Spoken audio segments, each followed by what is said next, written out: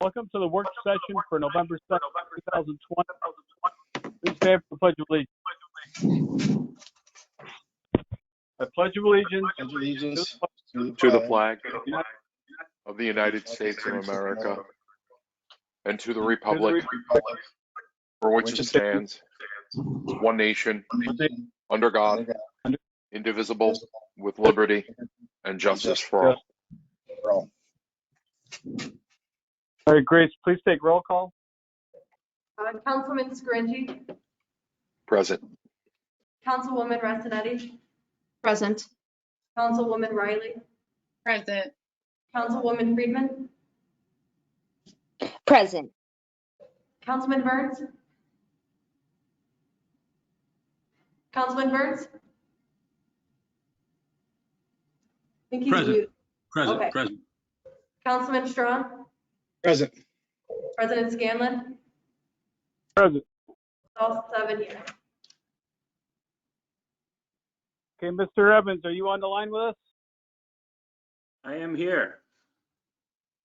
All right, welcome Greg Evans. He's going to discuss the audit, and then whenever you're ready, Mr. Evans, go ahead, please. Okay, thank you. Thank you for the opportunity to join you this evening, and thank you again for the opportunity to work with the city. With me is Jacob Skevel, who is in charge of our field work and the audit. You should have 4 documents. One of them is the presentation that I'm going to walk you through, and the other 3 are the reports that are summarized in our presentation. Should be pretty brief, not a lot of exciting news to report this year. In the presentation on page 2, we describe what we actually did for you. We did an audit of the financial statements as of December 31, 2019. We did an audit of your federal awards, and we did an audit of your State Department of Transportation awards. All of our reports were dated September 28th. Normally, those reports would have been due on September 30th. This year, the federal government pushed that deadline back to December 31st, obviously due to the pandemic. Over on page 3, the results of our audit. Again, the audit of the financial statements, we had an unmodified opinion, meaning that's a clean opinion. That's the highest level of assurance that we can give you. We believe everything was properly presented and no material misstatements. Along with the audit, we evaluated your internal controls. I'm happy to report this year we did not have any findings relative to internal controls, and we did not propose any material audit adjustments. So the numbers that you were receiving during the year were the numbers that actually ended up in your financial statements. Again, that's the place where you want to be. Over on page 4 is the results of the single audits. Again, that's the audit of your federal awards. An unmodified opinion over those $4.2 million that were expended from the federal government. We audited the Community Development Block Grant Program this year for both compliance and internal control over compliance. Happy to report no findings there either. In addition, your State Transportation Assistance Program was about $1.1 million this year. No findings there either. All good news. In terms of internal controls, when we come back this year for your 12/31/20 audit, we're going to have to take a close look at any controls that changed during the year due to remote operations. So we may, in fact, be evaluating 2 sets of controls, your regular controls, and things that were happening perhaps outside of the building or remotely. So that's something to keep an eye on when we come back next year. Over on page 5, Jake is going to walk you through just a couple of the financial highlights, and we'd certainly be happy to answer any questions about those financial statements. Hey everyone, I'll review some of the highlights. These numbers are all as of the December 31, 2019 time period. Starting with the government-wide financial statements that start on page 13 in the statements. These statements are on the full accrual basis of accounting, which is similar to what you'd see in typical private sector companies. They include all the assets and liabilities of the city, as well as all of the revenues and expenses earned and recognized by the city during the year, regardless of the timing of actual cash transactions. At December 31st, the city's total net position was around 167 million. The governmental activities had a net position of about 163 million, and business type activities had about 4 million. A major reason for the deficit of unrestricted net position at 12/31 is going to continue to be the recognition of the long-term liabilities related to pension and other post-employment benefits that are picked up. At 12/31 for the pension liabilities, that liability amounted to about 13 million in governmental activities, whereas the actual amounts contributed during the year that the city had to pay into the plan was about 1.6 million for the ERS and about 4.5 million for PFRS.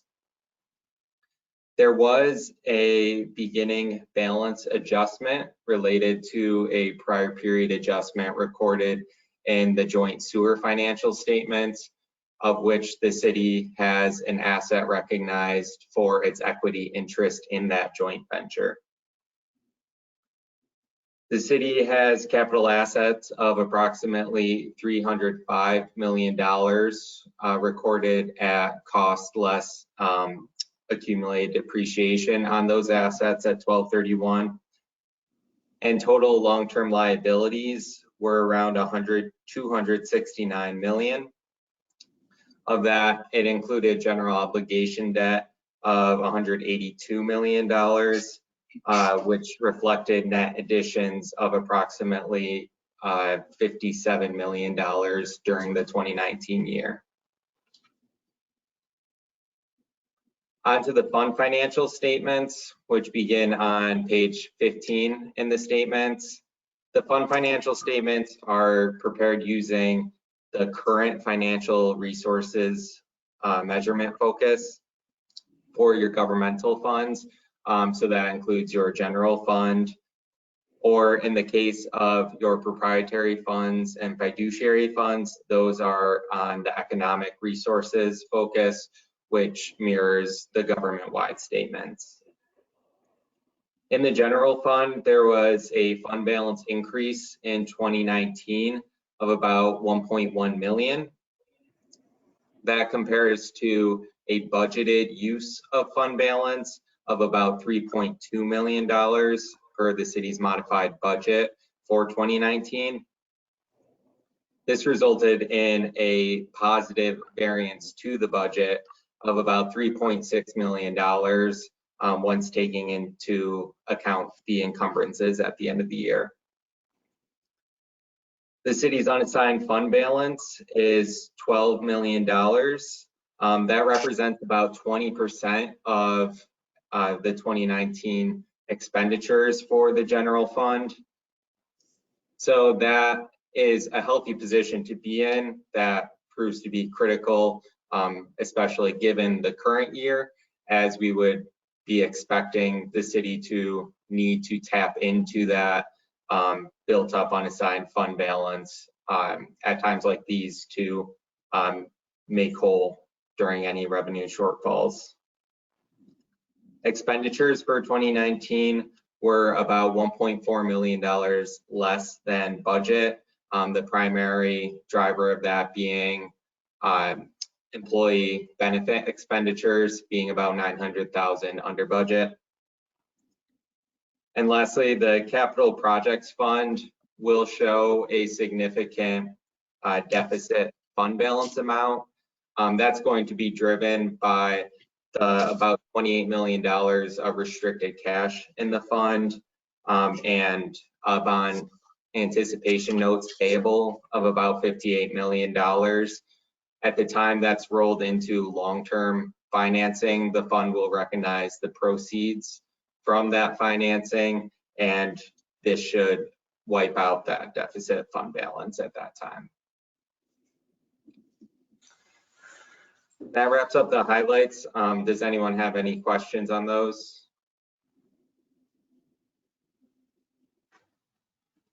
Yes, Councilman Burns. Can you hear me? Yep. The unassigned fund balance, $12 million, is that the fund balance that, you know, the mayor in his speech would say that he's got $20 million in the fund balance? Generally, yes. So that's going to be the fund balance, so the built up equity in the fund, not including any amounts already set aside for reserves or restricted for other purposes.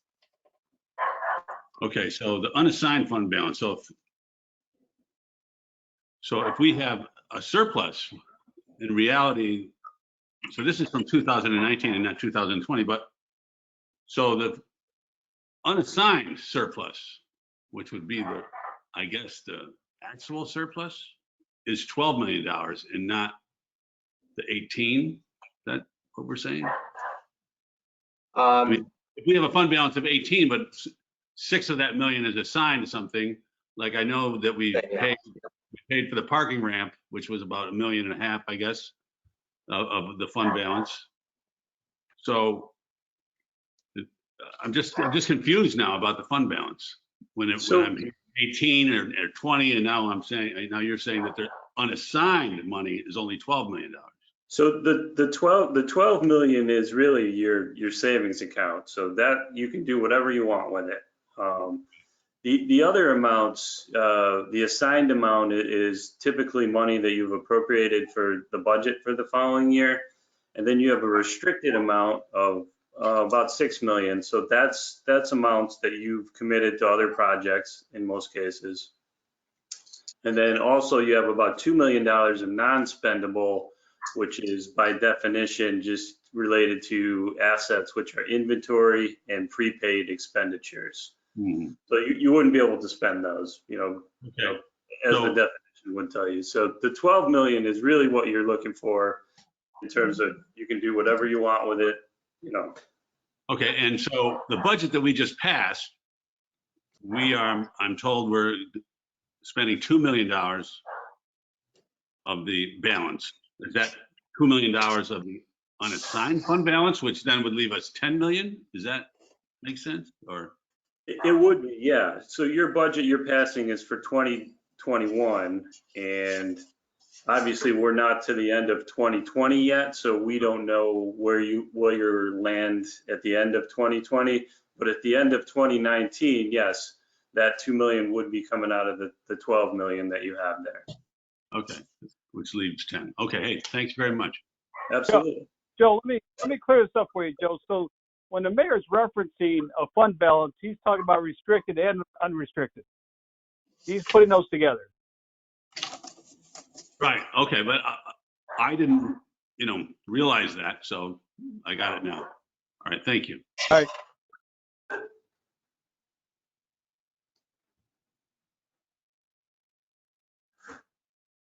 I just want to take the opportunity to thank Chuck Chager and his staff for their flexibility and their cooperation this year.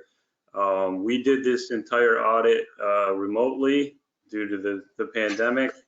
The auditing standards didn't change. We still needed the same level of audit evidence, and Chuck and his staff were able to provide that basically in a seamless manner. So definitely a heavier lift this year, and we appreciate their help. All right, Greg, so let me ask you a question. So during your audit, you didn't see anything that you would be concerned about as far as the city of Binghamton is concerned, correct? That's correct. So would you, in your assessment, the city's finances are being managed well, correct? That's correct. All right, thank you. I appreciate that. Thank you. Absolutely. there other questions for Greg or any comments?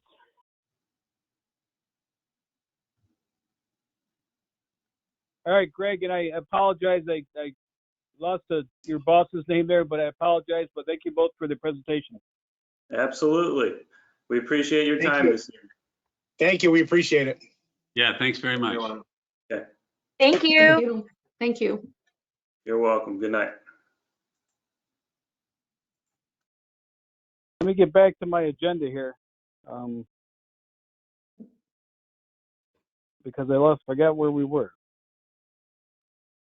We're on to, Right at the top. Hold on, give me a second. All right, I apologize. So let's go on to Pat McGinnis now with RL 20-2208, please. You there, Pat? I'm here. Can you guys hear me? All right, so we got awarded a grant from DASNY for $250,000 to be used for various projects up at Ross Park. And it has no match on the city's half. So Pat, what are these funds going to be used for? So in the packet, there's a list of a breakdown, but it's going to be some shade structures, replacing roofs on a lot of buildings up there, some tree removal, some repairs, and then some lighting upgrades. Okay, great. Is there any questions for Pat? Comments? Yes, this is Councilwoman. Yes, go ahead, Councilwoman. It was both of us. Oh, Which one? Riley, you can go first. I'll go Oh. after you. So, hi there, how are you? I'm good. How about you? I'm looking at the proposal of work to be done, and some of them were estimated to have been completed already this fall. Were you able to fulfill the deadlines as proposed on this projection timeline? So no, we've been working with the state for probably over a year, maybe closer to 2 years on this. So those target completion dates are shot now. We are hoping, that's why it's expedited. We're hoping to be able to get the roofs on before the snow flies, at least the worst roofs on. So they're a little bit off, but not too far bad. Thank you. Councilwoman Freeman, do you have a comment or a question, please? Yes, I do. Thank you, Mr. President. Hi, Pat. Hey. I have two questions. First of all, so in looking through this, the letter from DASNY, there seems to be a lot of extra paperwork that's required, and that doesn't affect our what's the word that I'm looking for? Us receiving the grant. That's just follow-up that is just generally required. Yeah, so that's all that paperwork's pretty standard with these grants. Once we get council approval, I'll be getting everything signed off right away to be sent in in hopes that they'll give us the thumbs up to start these projects. Okay, great. And my other question is that in the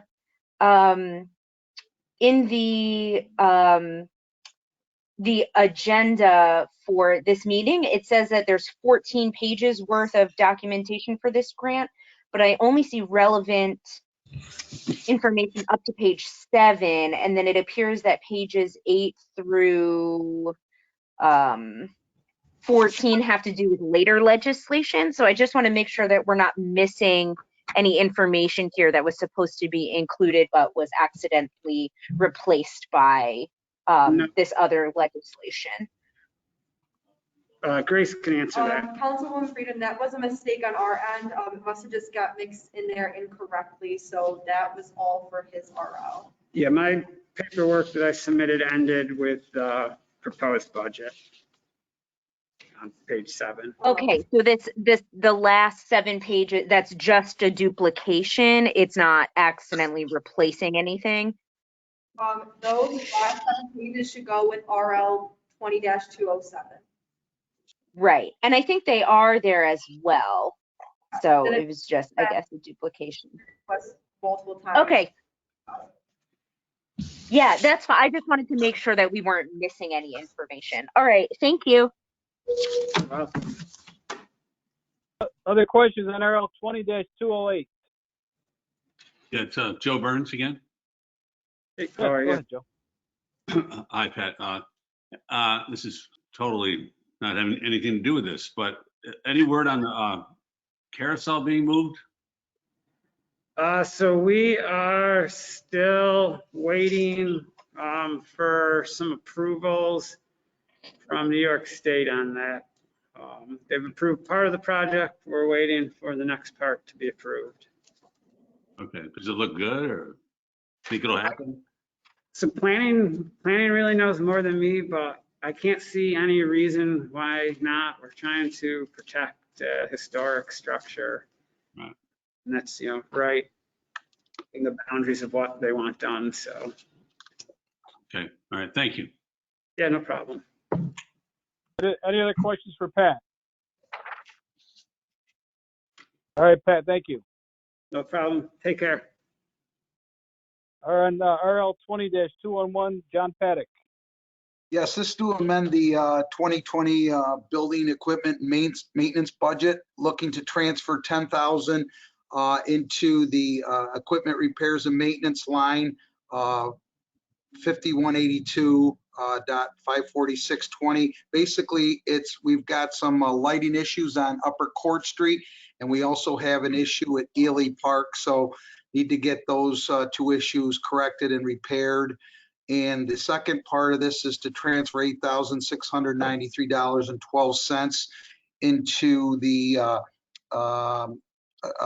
professional services line, because we had a potential COVID contamination at the DPW garage, and that needed to be completely sanitized to minimize our contaminations there. Obviously, we've been essential employees since March when this happened, and we've been very fortunate to contain this, but we did have a positive case and we wanted to limit our potential responsibility there. So we brought in Serpro, who did a pretty good job. Any questions? Question on 20-211, please. What's that? All right, Mr. Paddock, I think we're all set. Thank you. Okay, thank you. RL 20-206, Steve Carson.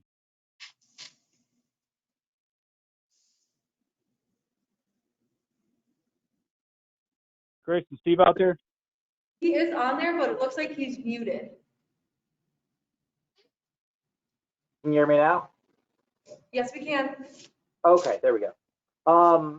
Okay, so 20-206, that's to amend a previously done resolution to award additional money to Binghamton Hot. The applications that went out structured the amount of money available for businesses to respond to COVID, and they fell into the category that would grant you $3,500. We did legislation, and somehow it slipped us and only gave them $3,000. So this is just a correction of that to be able to amend it to give them extra, the full amount that they are eligible for. Questions on 20-206? Yes, this is Councilwoman Friedman. Go ahead, Councilwoman. Thank you, Mr. President. Hi, Steve. I have a clarifying question. I just want to make sure I'm understanding this correctly. So the increase in funding is by, oh, okay, I'm sorry. I misread. So my second question, or I guess the first question that I'm vocalizing, is that this is this is money that is coming straight from the CARES funding. We're just earmarking it, or not earmarking it. We are taking it from, like, I guess, general CARES funding and specifically putting it toward this, toward businesses. Is that correct? Or Binghamton Hot specifically? We already, a while ago, we already approved splitting the COVID CDBG money into various chunks. One of them was program business assistance, which the sum total, I believe, was over 100 something, possibly 200 something $1,000. So there's plenty of money in that sort of chunk of funding. Resolution 20-85 was a large list of businesses we were going to assist. The sum total of that was $35,500. So to be able to give additional money to Binghamton Hots, we'd have to not only modify their chunk, but modify the total chunk as well. The money's already been allocated to businesses in far excess of the amount that Resolution 20-85 dealt with. So no, but it's all business assistance. It's already been obligated from City Council and the Mayor's office to assist businesses. Okay, great. Thank you for that clarification. No problem. This is Councilwoman Riley. Sure, go ahead, Councilwoman. Yes, hi Steve, how are you? I'm doing all right. How you doing? Good, good. I've been reaching out with a few questions, so I'm glad you're here tonight. We know that we allocated about $35,000 from that line for business assistance in the CARES funding. And we talked about strategies to, again, request a second application process for those that were not funded or those that have been impacted by COVID since the first grant opened, the grant process. Is there a date for the new or the second round of funding? We do not have a date set up yet for that. But it is in progress. There have been some discussions about it. We're still trying to clarify the first round. It would be difficult for us to provide, say, assistance above and beyond what we did in the first round without providing additional money to those first round agencies. So that's something we're having to struggle with. If we want to expand the program, then we have to review what we did with the previous application system. So we're also trying to figure out better ways of marketing and reaching out to people. Myself personally, I've run into businesses that didn't even know we were offering this as something we could apply for, and I gave them the contact information to get on a sort of a mailing list for when that does happen. So, but unfortunately, there's no yet set time on when we're going to go out for applications on the second sort of round of business assistance. Perfect. My second question is regarding the rental assistance. Do we have a target? Do we know how much was supported in terms of our landlords and our residents that sought rental assistance, and how much has been kind of earmarked to pay or have been paid out?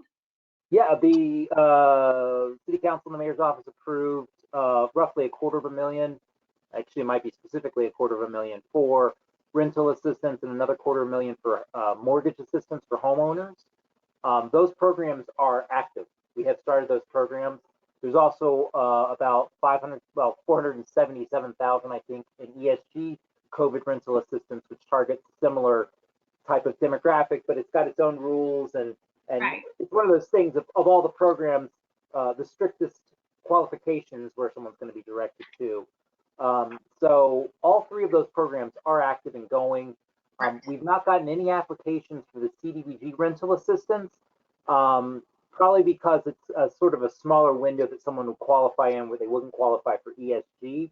That being said, we have been looking at expanding that and allowing people to use that just for utility assistance, because we've been running into situations where people were able to pay their mortgage or their rent, but they didn't pay their utilities, and now they're worried that their utilities will be shut off. So we've sort of expanded that to allow the utilities to just utilities to be covered as well. So all those programs are active. If anyone has any questions or wants to apply, have them call 211. That is definitely, apply to that. If you feel you qualify, call 211. Well, we've been sharing the information. I'm asking from a council perspective. Can you give us about how much in terms of dollars have been We know how much was earmarked, but do we know Yeah. how much actually approved and paid out in those two lines as well? ESG has been about 50,000. There's been $0 in the rental assistance for CDBG. Mortgage assistance, we paid several. I don't have the numbers in front of me, but I'm just envisioning the Excel spreadsheet in my head. I would say roughly a dozen or slightly more than a dozen homeowners have been assisted with this program. And that includes mortgage, utilities, water, all those things. Okay, so we have about 12.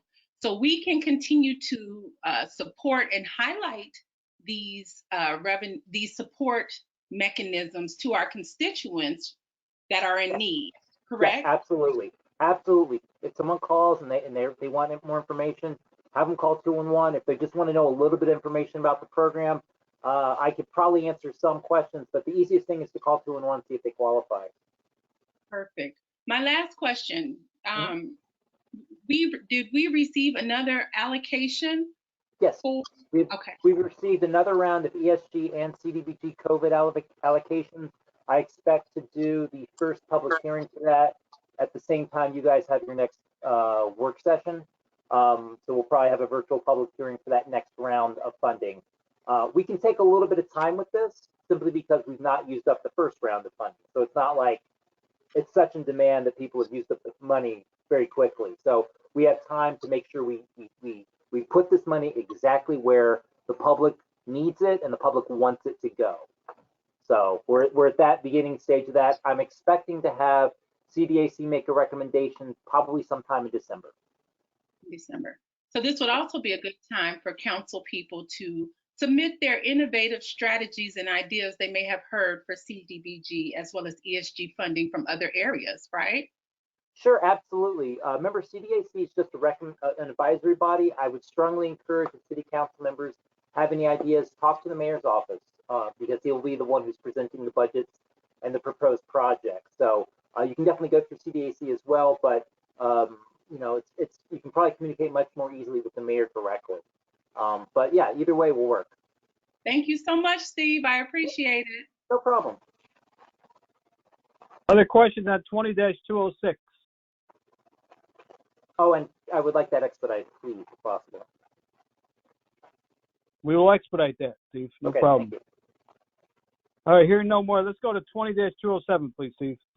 Okay, so this is the intermunicipal agreement. This is also something I would like to get expedited. The reason it's sort of delayed and it's been taking this so long is trying to communicate with my half at the town of Union we've been back and forth on what we need, what we don't need, what we want to do. So anyway, this is basically an IMA to allow us to share services on a case manager with the coordinated entry system. This is technically, because we don't have this, we technically don't have a contract with our coordinated entry system yet. So we're trying to get all that taken care of and bundled together. The main thing of this is we want to make sure that if an individual manager is assisting, instead of having to divvy up their time between Town of Union and City of Binghamton, they just do whatever they need to be done. So if it's more city people calling in, if it's more town people calling in, that one case manager, possibly two, can simply focus on the task at hand and getting clients taken care of in the time. I like to think of it as we need 2.5 case managers, Town of Union needs 1.5 case managers, and this is how we work it out. So once this is approved, we'll be able to sign off on the agreements. The language is pretty basic. You'll have to check with Ken. I'm assuming Ken said it was okay. The other thing we wanted to focus on was that we indemnify both agencies or both municipalities in cases that there's some situation with that case manager and the clients they serve. So that's pretty much the point of this, is to make sure everybody knows where everybody stands with this. The contract is already approved, but just hasn't been signed because it addresses this. And we have a secondary contract with them as well that hasn't been approved because of this. So. All right, Steve, Grace, could you make sure this one's expedited to 20-207, please? Yes, I will do that. And is there any questions for Steve on 20-207?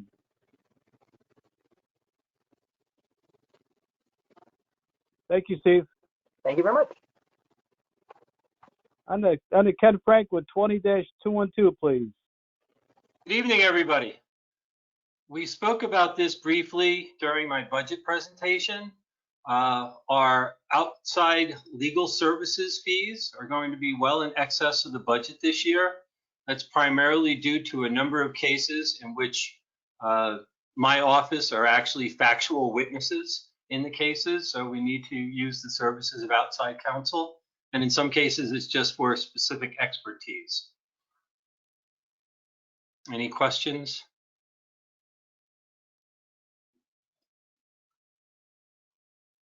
All right, Ken, thank you very much. I appreciate it.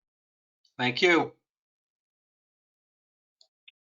All right, let's discuss the 2021 City Council calendar.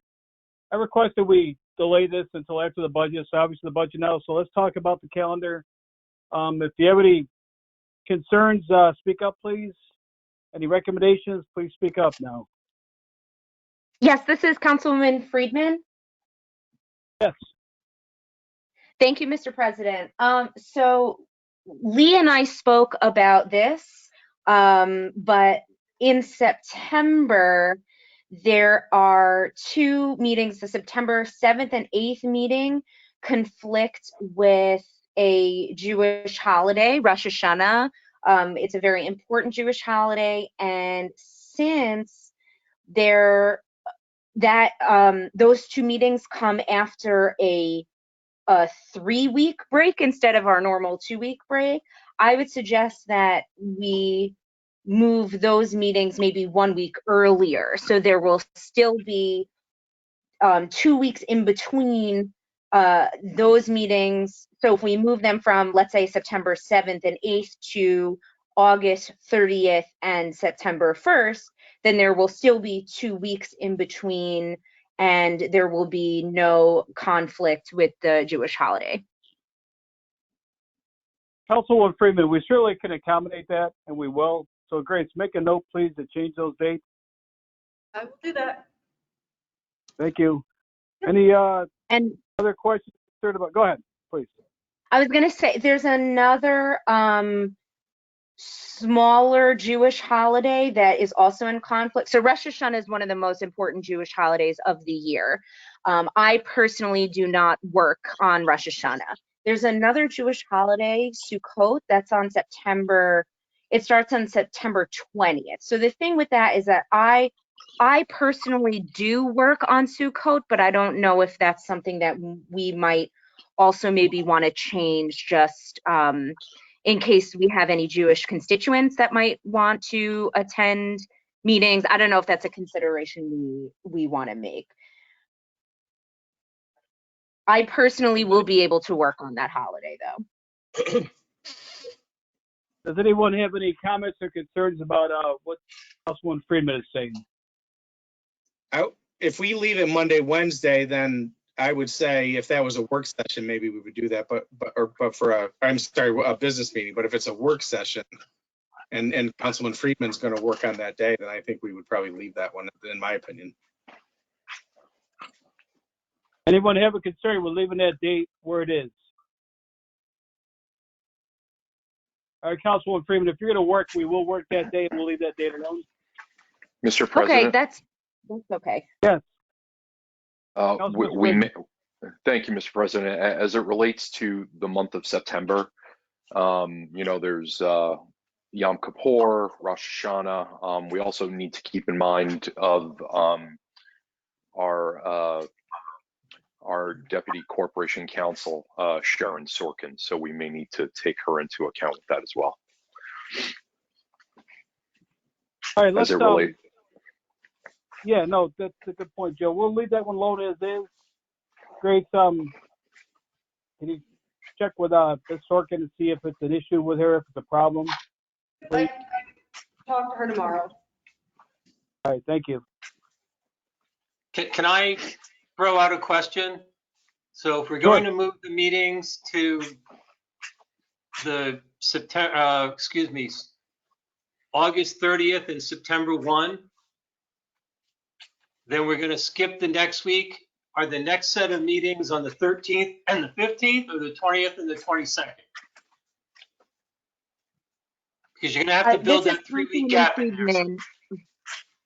there. This is Councilwoman Friedman. Yom Go Kippur ahead. is on September 15th, so I would suggest keeping the other meetings as they are if we are going to recognize that those are on Sukkot and if Assistant Corporation Counsel is okay with that. But moving it 1 week earlier actually interferes with a major Jewish holiday. Yeah, no, I understand. So, but we'll have meetings on the 30th and the 1st, and then the 20th and the 22nd. Yeah, I think that makes, then we still have those 2 weeks in between for those, and then we're off on the Labor, and that's Labor Day 2 weeks. So I think that makes sense on multiple fronts. I think that's a good idea. Okay, I just want to make sure that changing the one date is not a problem. I understand it completely. I just want to make sure that everybody agrees then when the next set of meetings will be. And they'll still be the 20th and the 22nd. So that's where the 3-week gap will be. And just a Councilman Freeman, reminder, while I certainly think we should seek out Sharon's opinion, she won't be working in the Office of Corporation Counsel next September. Right, as we discussed, she'll be working in the personnel office in 2021. At least that's the plan at the moment.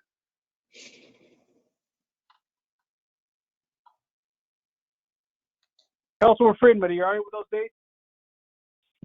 Yeah, that works for me. All right. So well, that's what we'll do. We'll move forward with this. Is there any other questions or concerns about the budget, or about the calendar for next year?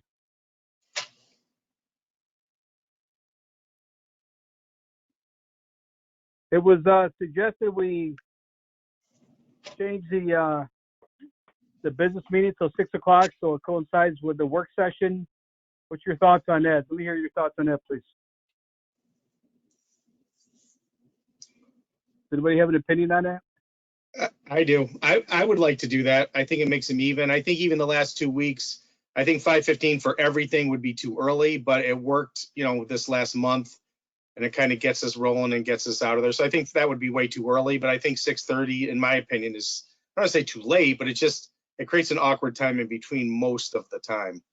I think if everybody goes to 6 every meeting, I think it just makes it easier.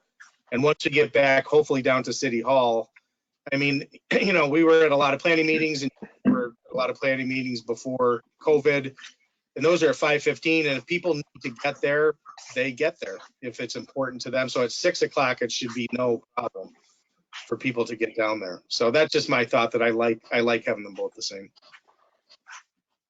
Does anyone have a concern with moving the business meeting till 6 p.m., from 6:30 to 6 p.m.?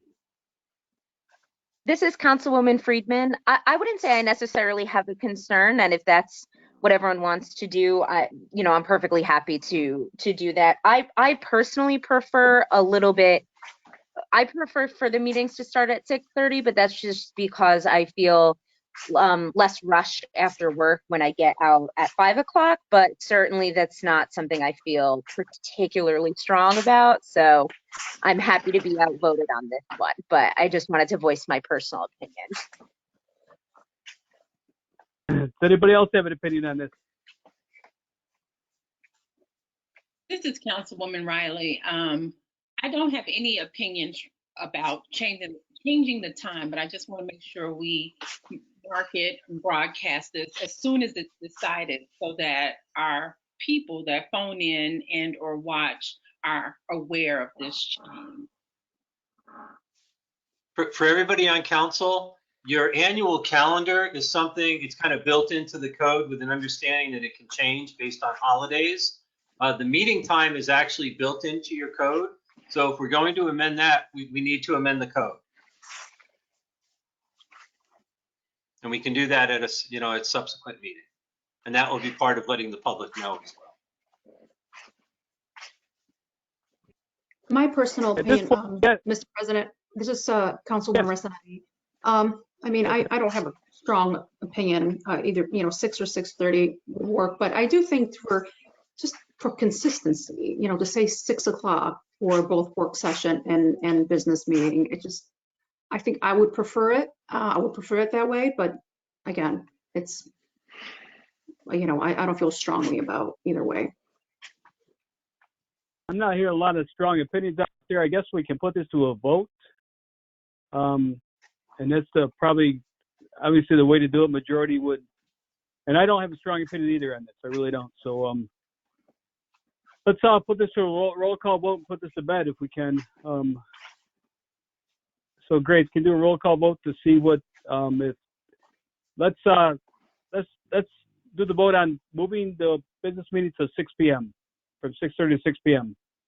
Can I just throw out that what you're really doing is just saying who's agreeing to sign out the legislation to do so. You actually need an RL, and I need to do legislation and ordinance to amend the code to change the time from 6:30 to 6. So I guess that's what I'm doing. I guess it's a straw poll, Ken, but I guess that's what I'm doing to see who wants to sign out the RL tonight, or just let it go and see who signs it out. Is that what we're gonna do?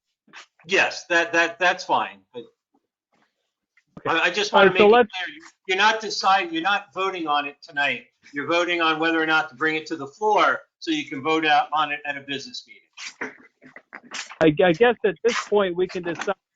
Again, Grace will announce all these RLs are assumed signed out, unless you let her know. And so let's do the same thing with that. If you're okay with moving it to 6 o'clock, we can. Ken can get the wording together, change the code at our next meeting, and we'll go from there. So I guess there's no need for a straw vote either here. We can just decide who's going to see if the RL is signed out. Then we can vote later on. This is Councilwoman Riley, and this is not an expedited process. So this will be coming back next meeting, next business session, next work session and business session. Correct? Ken, does this need to be expedited if we're going to change the code? It just needs to be done before 2021. All right, so you're right, Councilwoman Riley, you're 100% correct. We'll discuss it at the next work session and vote on it at the next business meeting in 2 weeks. So if there's no other discussion about... Can I throw out one other thing? During the budget process and in the memo I sent to everybody, one of the other things that I think council should be doing is setting the mayor's salary for the 2022 to 2025 term. And that's something I'd like everybody to think about between now and your next work session. It's something that you have to initiate. It's not coming from the mayor's office. All right, great. Again, that's for 2022, so we're not deciding the current mayor's salary. That'll be going to place 2022. Grace, can you put that on the calendar for the next work session, please? Yes, I will. If there's no other discussion on the calendar, we can move on to pending legislation. And Grace, you can read those, please. For the pending legislation, we have RL 20-201, Binghamton Property Insurance and Furniture Transfer for the joint sewage, and then RL 20-203, Contract with Excelis for dental and vision administration. All right, if does anybody have anything else you'd like to discuss before we adjourn the meeting? Yes, this is Councilwoman Riley. Yes, Councilwoman, go ahead. Hi there. During our budget meeting, we discussed having Chief Zukoski at our session. So I subsequently sent an email as a reminder and in hopes that we would get some questions answered. Is that on our calendar? I had a discussion with Chief Zukoski. And Chief Zukoski is asking any questions you may have for him to put them in writing. He will go through the clerk's office. So therefore, all the city council people will know what the questions are, and he can respond through writing back to who's ever asking questions. So that's a no, he won't appear? He just said he'd rather have you right now. I'm not sure of his schedule, Angela, so for now, I'd rather have you submit the questions in writing and then he can answer them. Okay. Again, through the clerk's office. Now, I did send it out. Did all of you receive the questions? I think I CC'd everyone, right? Yeah, we got them. Okay, so I did send them out Friday. So in lieu of an appearance, we will have a response to the question. Is that what he's yes. Giving? Okay. He will answer your questions and get back, yes. Again, through the clerk get those and distribute all the answers so everybody has them, yes. Okay, I don't think I CC'd the clerk, but I'll resend to her. But well, I did to council and Chief Zukoski directly. And I can Okay. let everybody know that Chief Zukoski is actually testifying at a proceeding this week. So please be Okay. patient if you don't get an immediate response. He'll be on the stand for a few days. Okay, thanks, Ken. So, Chief, if you submit these questions already, Chief Zukoski will have a chance to answer in detail. And so I think it's the best way to move forward with this. Anybody have anything else they'd like to discuss before the meeting is over? Yes, this is Councilwoman Friedman. Yes, Councilwoman. Thank you, Mr. President. I received some feedback from a constituent who was listening to the meetings via phone and unable to stream them. So they weren't able to see the video, and they said that it was, they would have appreciated if everyone is able to announce themselves before they speak. And I think generally we're good about doing that, but I think sometimes we rely on the fact that we assume that people can see the video of who's speaking. So they asked if I could mention that so we can be cognizant of announcing our names, so it's easier for people to follow the meetings who are calling in and unable to see the video.